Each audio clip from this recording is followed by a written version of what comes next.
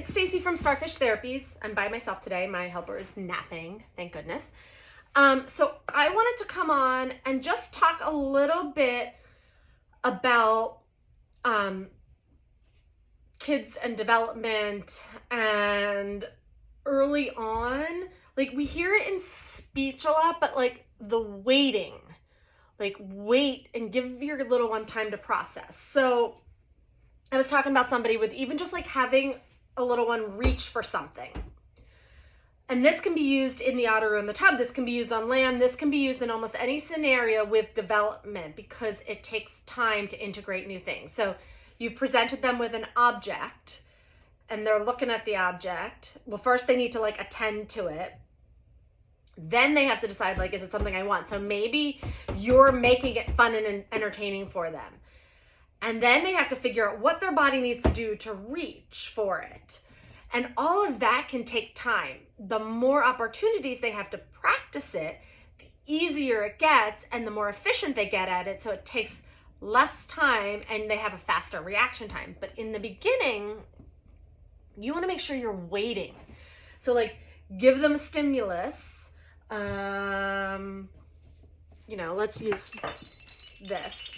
So like you're ringing this at them and you don't need to keep ringing it. So like maybe ring it, give it some time, give them time to see if they're attending to it, and then see if they're reaching it. Don't like ring it, ring it, ring it, ring it, because every time you do that, they're almost starting the sequence over in their head because it's like sort of like the dog from Up, like, oh, there's a bell. And then it's like, okay, what do I want to do with it? Oh, there's a bell. What do I want to do with it? So they don't get past that. So you want to ring it, give them a little time. I like to say like count to like 5 or 10, depending on how slow or fast you count. And see like if they're looking at it. Now if they're looking at it, maybe ring it again and have it near their hand and see if they're going to reach for it. Giving it time as well. If they haven't, you can give it another try. You can add a word to it like, get it, reach for it, whatever works for you. But then it could also be after you've given them some time, take their hand and let them tap it and then bring it back down. And then maybe start the process over. So you want them to attend, give them the stimulus, see if they reach for it again.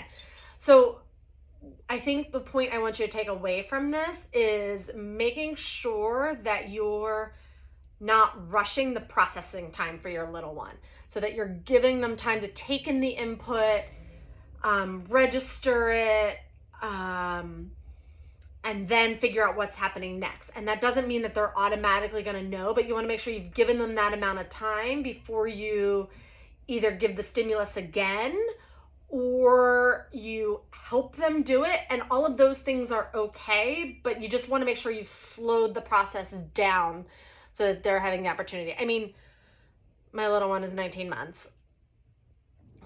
I don't really expect him to make choices on a regular basis, but like when we're getting dressed in the morning, I'll hold up 2 shirts, or I could even hold up these 2 and be like, which one do you want? And I can literally see him looking at each one. Now, I have no idea what he's comprehending with this because I wish I had an insight into his brain and what he was thinking sometimes, but like he's looking and then he'll pick one. But if I had just done that and didn't wait that little extra time or watch his cues, I would have just like rushed right through it or been like, pick one, pick one, pick one, pick one. And I want you to, like, when you start to do that and you start to get a little bit faster, and I am guilty of this all the time. How does it feel when, say, you're trying to pick a movie and somebody's like, did you pick it yet? Did you pick it yet? Did you pick it yet? It's like, oh my gosh, I can't even think because all I can hear is you. So make sure you're giving them time to think.